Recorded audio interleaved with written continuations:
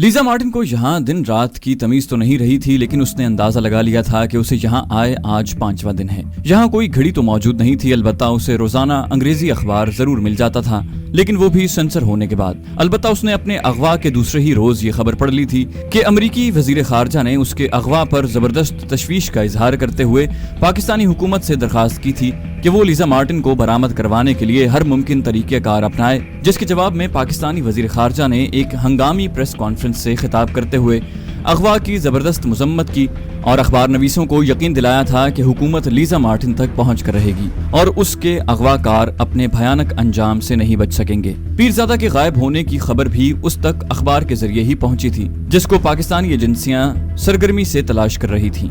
Lisa Martin को समझ नहीं आ रही थी कि वो क्या राय कायम करे। अगर पीरजादा उसके अगवा में मुलव्विस नहीं तो वो गायब क्यों हुआ है? अगर वो इस अगवा में मुलव्विस है तो अभी तक उसके सामने क्यों नहीं आया? उसे ढंग से कुछ नहीं सूझ रहा था। खुद को तन बतकदीर किए अब वो आमदा हालात के मुकाबले के लिए खुद को तैयार कर रही थी। अब तक सिर्फ एक मर्तबा वो नौजवान उसके सामने आया था जिसने टैक्सी ड्राइवर के रूप में उसे अगवा किया था।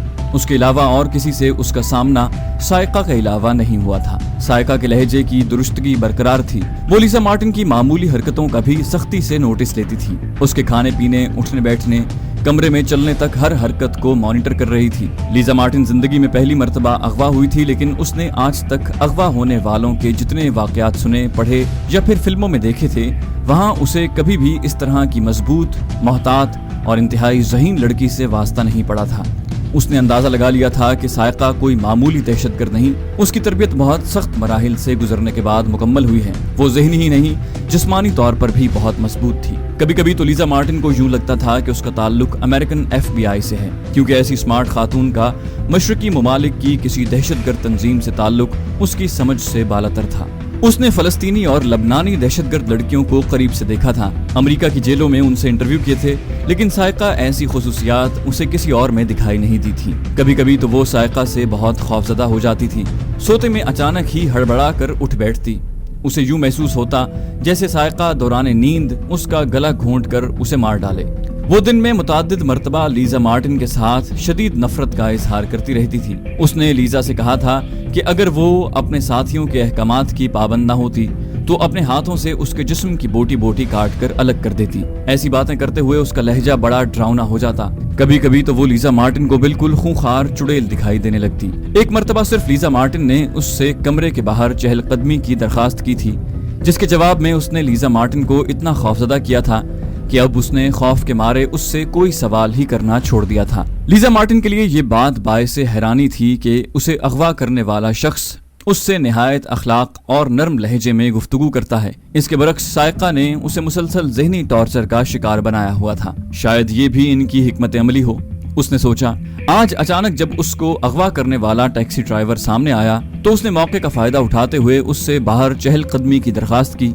अगर तुम लोग मेरे जरिए कुछ हासिल करना चाहते हो तो भी उसके लिए जिंदा रहना जरूरी है। शायद तुम्हें इस बात का अंदाजा हो, और जहाँ मुसलसल बंद रहने से मेरा दम घुटने लगा है, मैं मर जाऊंगी। उसने ये बात कुछ ऐसे दर्दनाक लहजे में कही थी कि अब्बास को उस पर रहम आ गया।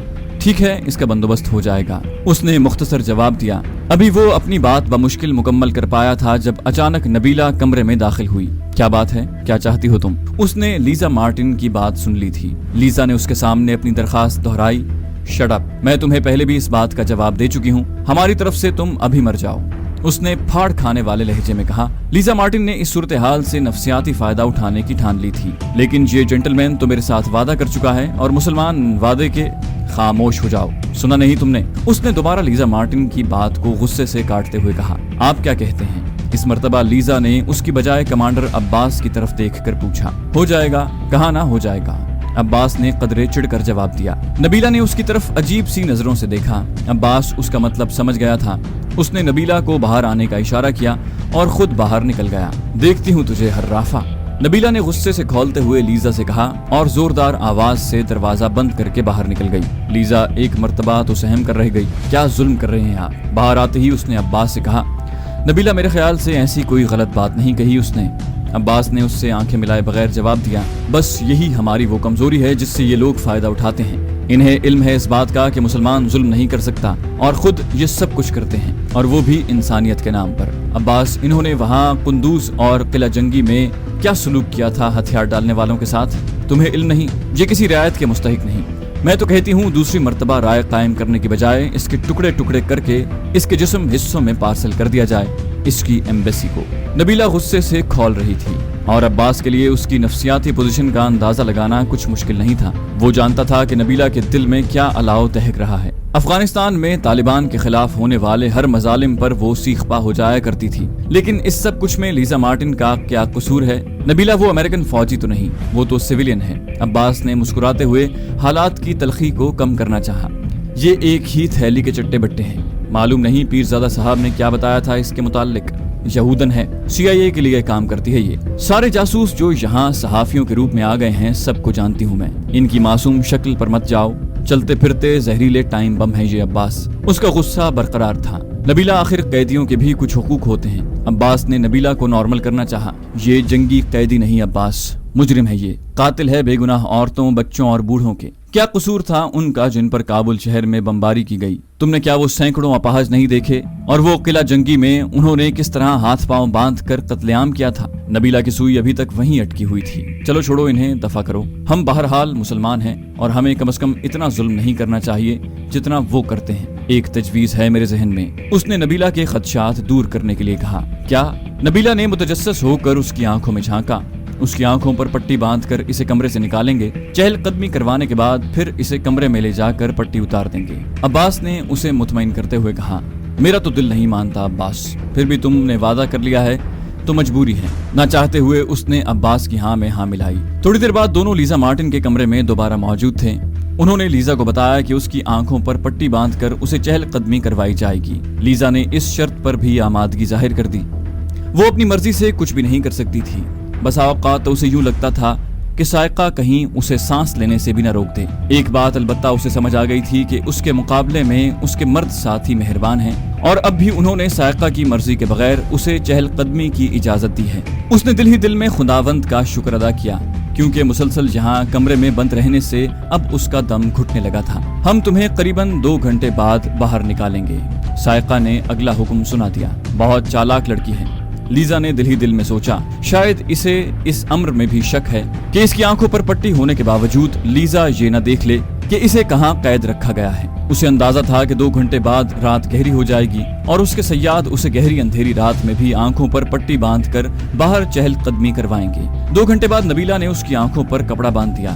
اس کی درخواست پر عباس نے نبیلہ کی دی ہوئی مضبوط گانٹھیں کچھ ڈھیلی کر دی تھی۔ سائقہ اسے ہاتھ پکڑ کر باہر لائی تھی۔ لیزا مارٹن کو صرف اس بات کا اندازہ ہوا تھا کہ اس نے بلڈنگ کے کچھ کمرے عبور کیے ہیں، جس کے بعد اسے 2-3 چکر دینے کے بعد ایک جگہ پہنچایا گیا اور کہا گیا تھا کہ وہ یہاں 50 قدم سیدھے چلنے کے بعد لوٹ آئے اور چہل قدمی کرتی رہے۔ وہ اس وقت ایک گراؤنڈ میں موجود ہے، اگر گرنے لگی تو اسے سائقہ تھام لے گی۔ سائقہ نے یہ بات بطور خاص اسے باور کروا دی تھی کہ اگر لیزا مارٹن نے غلطی سے بھی اپنا ہاتھ منہ کی طرف بڑھایا تو اس کے ارد گرد موجود مجاہدین اسے گولیوں سے بھون کر رکھ دیں گے۔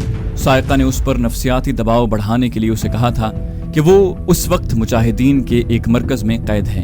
لیزا مارٹن کو اس بات کا اندازہ تو نہیں تھا کہ اسے کہاں رکھا گیا ہے، البتہ اس کی خواہش ضرور تھی کہ جہاں اسے رکھا گیا ہے کم از کم وہ اس جگہ کو دیکھ لے، لیکن یہ لوگ بہت محتاط دکھائی دیتے تھے۔ شاید وہ یہ نہیں چاہتے تھے کہ اگر مستقبل میں امریکی حکومت کے ساتھ کسی ڈیل کے نتیجے میں لیزا رہا بھی ہو تو اسے یہ علم نہ ہو سکے کہ اسے کہاں رکھا گیا ہے۔ بیچاری لیزا مارٹن تو یہ بات بھی نہیں جانتی تھی کہ یہاں سوائے سائقہ، عباس اور کمانڈر رشید کے اور کوئی موجود ہی نہیں۔ کمانڈر رشید بھی آج شام ہی یہاں پہنچا تھا۔ وہ شہر میں بیٹھ کر صورتحال کا جائزہ لیتا رہا تھا اور آج شام اس نے پاکستان کے ہنگامی دورے پر آئے امریکن وزیر خارجہ کو لیزا مارٹن کے اغوا کے حوالے سے جس موڈ میں بات کرتے دیکھا تھا اس سے وہ کچھ پریشان ہو گیا تھا۔ امریکن وزیر خارجہ نے واشگاف الفاظ میں کہا تھا کہ امریکی حکومت کی طے شدہ پالیسی کے مطابق وہ اغوا کاروں کے کسی مطالبے پر کان نہیں دھریں گے، البتہ ان کا سراغ ملنے پر ان کے خلاف انتہائی کارروائی کی جائے گی۔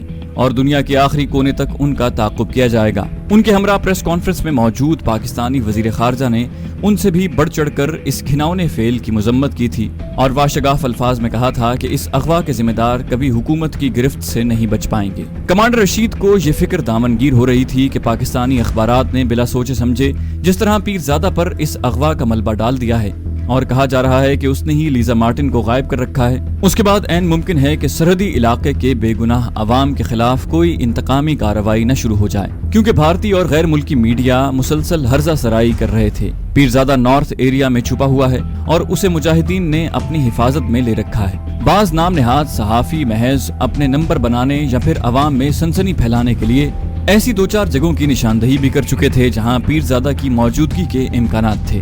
انہوں نے ایسے عینی شاہد بھی گھڑ لیے تھے جنہوں نے پیرزادہ کو لیزا مارٹن کے اغوا کے بعد یہاں دیکھا تھا۔ اس سلسلے میں پراسرار کہانیاں بھی اخبارات کی زینت بن رہی تھیں اور روز بروز ایسی شرانگیزی میں اضافہ ہو رہا تھا۔ کمانڈر رشید سے زیادہ کسی اس بات کا اندازہ تھا کہ امریکن نارتھ ایریا کی سرحدوں پر آباد ان قبائل کے لیے کیا رویہ رکھتے ہیں، جنہوں نے تمام مصلحتیں بالائے طاق رکھ کر ان مجاہدین کی مدد کی تھی جو کسی نہ کسی طرح امریکہ کی تباہ کن بمباری سے بچ کر نکلنے میں کامیاب ہو گئے تھے۔ لیزا مارٹن کی طرف سے انہوں نے جو فیکس امریکہ ارسال کی تھی اس کے لیے انتہائی احتیاط کا مظاہرہ کرتے ہوئے اسے یہاں کی بجائے کراچی سے فیکس کیا گیا تھا تاکہ اس بات کا علم بھی نہ ہو سکے کہ انہوں نے لیزا کو کہاں چھپا رکھا ہے۔ کراچی ایک بڑا شہر تھا اور وہ آسانی سے امریکہ اور پاکستانی ایجنسیوں کو یہ دھوکہ دے سکتے تھے کہ لیزا کو انہوں نے یہاں چھپا رکھا ہے، جبکہ لیزا مارٹن جہاں سے 1000 میل دور ان کے قبضے میں موجود تھی۔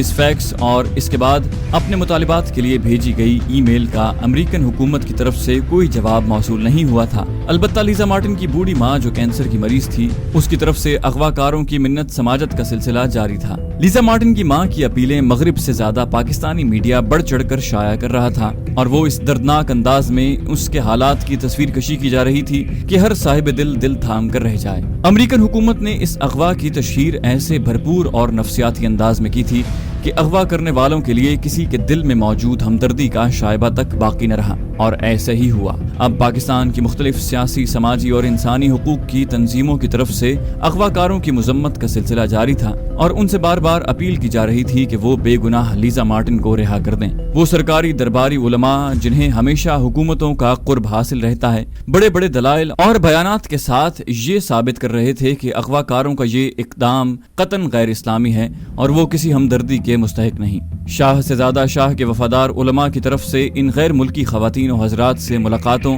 اور دعوتوں کا سلسلہ مسلسل جاری تھا، جو امریکہ سے پاکستان لیزا مارٹن کو رہا کروانے اور اس رہائی مہم کو مؤثر بنانے کے لیے چلے آئے تھے۔ صورتحال ایسی بن گئی تھی کہ اب کسی بھی طبقہ ہائے زندگی کے لوگوں میں ان کے لیے کوئی ہمدردی باقی نہیں رہی تھی۔ ایک تو افغانستان سے طالبان کی پسپائی نے ہی مجاہدین کا مورال ڈاؤن کر دیا تھا۔ حکومتی اقدامات اور امریکی بمباری کی تباہ کاریاں دیکھتے ہوئے یوں بھی عوام کو اب جہاد سے خوف آنے لگا تھا۔ اب اس تازہ حرکت کے بعد عوام یہ محسوس کرنے لگے تھے کہ مجاہدین ان کے لیے کوئی نیا عذاب کھڑا کر دیں گے۔ کمانڈر رشید نے محسوس کیا تھا کہ اس اقدام سے عوامی حلقوں میں ان کی مخالفت بڑھنے لگی ہے اور ان کے ہمدرد بھی کم پڑنے لگے ہیں۔ دوسرا بڑا خطرہ اس بات کا تھا کہ کہیں غصے سے جھنجھلاتی اتحادی فوجیں صوبہ سرحد کے بے گناہ عوام پر نہ چڑھ دوڑیں، کیونکہ پاکستان کے کچھ غیر ذمہ دار صحافی وہاں پیرزادہ کی موجودگی کے انکشافات کر رہے تھے۔ اس بات کو تو کمانڈر رشید ہی جانتا تھا کہ پیرزادہ کا اس اغوا سے دور دور تک کوئی تعلق نہیں۔ دونوں کمرے میں مذاکرات کر رہے تھے۔ سائقہ عموماً ان کی گفتگو میں دخل نہیں دیا کرتی تھی، نہ ہی وہ کمانڈر رشید سے زیادہ بات کرتی تھی۔ اس مدت میں وہ لیزا مارٹن کو چہل قدمی کروانے کے بعد اس کے کمرے تک پہنچا کر واپس آئی تھی۔ لیزا مارٹن نے آنکھوں سے پٹی اترنے کے بعد اس کا شکریہ ادا کیا تو سائقہ نے اسے عجیب سی نظروں سے دیکھا تھا۔ لیزا کے لیے یہی غنیمت تھا کہ کسی بہانے صحیح اسے کمرے سے باہر نکلنے کا موقع تو ملا۔ اس نے ابھی تک یہاں سے فرار کے امکانات پر غور نہیں کیا تھا، کیونکہ اس کے خیال سے ایسا بظاہر ناممکن تھا۔ یوں بھی ایک اجنبی ملک میں وہ دہشت گردوں کی قید سے بھاگ کر کہاں جا سکتی تھی۔ سائقہ دبے پاؤں اس کمرے کی طرف جا رہی تھی جہاں دونوں موجود تھے۔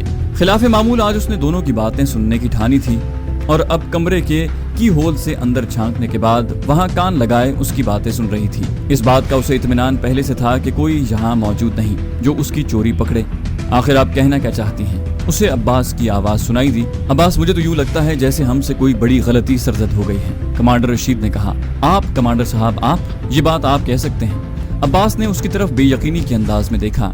हाँ, मैं भी इसके लिए इतना ही जिम्मेदार हूँ या कसूरवार हूँ जितना कोई और। तुमने कभी कोई बात मुझसे नहीं छुपाई और हम सब ने ये मंसूबा मिलकर बनाया था, लेकिन मुझे यूं लगता है जैसे कमांडर रशीद ने जानबूझकर बात अधूरी छोड़ दी थी। शायद उसे अपना मकसद समझाने के लिए मुनासिब अल्फाज नहीं मिल रहे थे। जैसे क्या? अब्बास ने उनकी तरफ बेयकीनी के अंदाज में देखा। जैसे खुदा न खास्ता किसी ने हमें अपने मकसद के लिए इस्तेमाल कर लिया है। कमांडर रशीद ने बिलाखिर दिल की बात कह दी थी। ये कैसे मुमकिन है कमांडर साहब? अब्बास ने बेयकीनी के लहजे में कहा। सब कुछ मुमकिन है मेरे भाई। इन आंखों ने वो कुछ देख लिया है जिनसे मुताल्लिक कभी गुमान भी नहीं किया। कमांडर रशीद ने बाकायदा ठंडी आह भरी। कमांडर साहब, आप जानते हैं हमारा ये प्रोग्राम अचानक बना था। पीरजादा ने मुलाकात में जो इस लड़की की असलियत बेनकाब की थी और हमने इसका अगवा खुदा न खास्ता दौलत के हुसूल के लिए नहीं किया। हम तो अपने बेगुनाह साथियों की रिहाई चाहते हैं और बस। अब्बास ने अपनी सफाई पेश की। अब्बास, कभी कभी मैं सोचता हूँ हमने पहली मर्तबा कोई गलती नहीं की। मुझे तो यूं लगता है जैसे खुदा न खास्ता कोई नादीदा ताकत पसे पर्दा रहकर तवील अरसे से हमें इस्तेमाल कर रही है। कमांडर रशीद की इस बात ने उसे चौंका कर रख दिया। खुदा न खास्ता कमांडर साहब, आप कैसी बातें कर रहे हैं? आपको तो हमें हौसला देना चाहिए, आप खुद ही। अब्बास ने उनकी तरफ हैरानी से देखा। नहीं अब्बास, मैंने हौसला नहीं हारा, अलबत्ता तवील अरसे बाद अपना मुहासबा किया है। मुझे यूं लगता है जैसे रूस के इस खित्ते से निकलने से पहले ही जब तागूती ताकतों को इस बात का अंदाजा हो गया कि इस्लाम की निशात सानिया की तहरीक जन्म ले चुकी है और मुसलमानों ने जिहाद को शियार बना लिया है, तो उन्होंने इस तहरीक ही को हाईजैक कर लिया। शायद वो जिहाद के समरात से खौफजदा हो गए थे। कमांडर रशीद की इस बात ने अब्बास को चौंका कर रख दिया। वो हैरान था आज कमांडर साहब कैसी बातें कर रहे हैं। वो उन्हें गुज़श्ता 12 साल से जानता था। दोनों ने मिलकर जिंदगी मौत के मुताद्दिद मार के लड़े थे। कई मर्तबा मुजाहिदीन ने कमांडर रशीद की मदद से नामुमकिन को मुमकिन बनाकर दिखाया था। आप क्या चाहते हैं कमांडर साहब? बिलाखिर उससे रहा न गया और उसने बराह रास्त सवाल किया। देखो अब्बास, हमें अपनी जान की परवाह नहीं। हमने बहुत पहले अल्लाह से अपनी जानों का सौदा कर लिया था, लेकिन डेजी कटर बमों से बेगुनाह इंसानों की हलाकत का एक मर्तबा तमाशा देखने के बाद अब दोबारा मैं कभी नहीं चाहूंगा कि ऐसा हो। कमांडर रशीद ने बिलाखिर दिल की बात कही थी। आपके ख्याल से क्या अपनी एक जर्नलिस्ट की रिहाई के लिए अमेरिका पाकिस्तान पर हमला कर देगा, और वो भी इन हालात में जबकि वो पाकिस्तान का कदम कदम पर मोहताज है? अब्बास ने पूछा। पाकिस्तान पर नहीं, अलबत्ता सूबा सरहद के उन कबायली इलाकों पर जहां पाकिस्तानी प्रेस के कुछ नाक़िबत अंदेश पीरजादा की मौजूदगी साबित करने पर तुले हुए हैं, उसने कहा, और अब्बास को तफसील से सब कुछ समझाने लगा। अब उसकी बात अब्बास की समझ में आ गई थी। उसके दिल ने भी इन खदशात पर साद कर दिया था जो कमांडर रशीद के दिलो दिमाग में हलचल पैदा कर रहे थे। गो कि हमने अपनी हिकमत अमली के तहत इन लोगों को भी बावर करवा दिया है कि लीजा मार्टिन को कराची में अगवा करके रखा गया है, लेकिन हमारा वास्ता बड़े होशियार और बेपनाह वसाइल रखने वाले दुश्मन से है, जिससे किसी भी तरह के सरप्राइज की उम्मीद की जा सकती है। उन्होंने यहाँ भी अपनी नजरें गाड़ रखी हैं। अगर अगले 2-4 रोज में दुश्मन की तरफ से कोई मुस्बत जवाब नहीं मिलता तो हमें लीजा मार्टिन को जज्बा खैर सगाली के तहत आजाद करना होगा। उसे कोई नुकसान पहुंचने का मतलब है बहुत से बेगुनाहों की मौत। कमांडर रशीद ने आखिर में फैसला कुन लहजे में कहा। जैसा आप चाहेंगे कमांडर साहब, ऐसा ही होगा। अब्बास ने उनकी बात समझ ली थी। और हाँ, नियतों का भेद अल्लाह जानता है, लेकिन बतौर एहतियात मैं चाहूंगा कि लीजा मार्टिन की रिहाई वाले दिन तक ये बात तुम्हारे और मेरे अलावा किसी तीसरे के इल्म में बिल्कुल नहीं होनी चाहिए, खुसूसन भाभी नबीला तक ये बात न पहुंचे। मैं तुम्हारे जज्बात समझता हूँ, लेकिन मेरे अजीज, हमारी बहन बहुत जज्बाती है और उसे मुजाहिदीन से बहुत ज्यादा हमदर्दी है, और वो शायद ये पसंद न करे कि एक यहूदी लड़की को हम बगैर अपने मकासद हासिल किए रिहा कर रहे हैं। कमांडर रशीद ने उसे कहा। ऐसा ही होगा कमांडर साहब। अब्बास ने इताअत अमीर में सर झुका दिया। दोनों शायद कमरे से बाहर आने के लिए पर तोल रहे थे। नबीला ने उनके तेवर भांप लिए थे। वो तेजी से लेकिन कोई आवाज पैदा किए बगैर वहां से हट गई और अपने कमरे में बिस्तर पर गिरकर हालात पर गौर करने लगी। उसे कमांडर रशीद का ये फैसला पसंद नहीं आया था और अब उसके मुज़मरात का जायजा ले रही थी।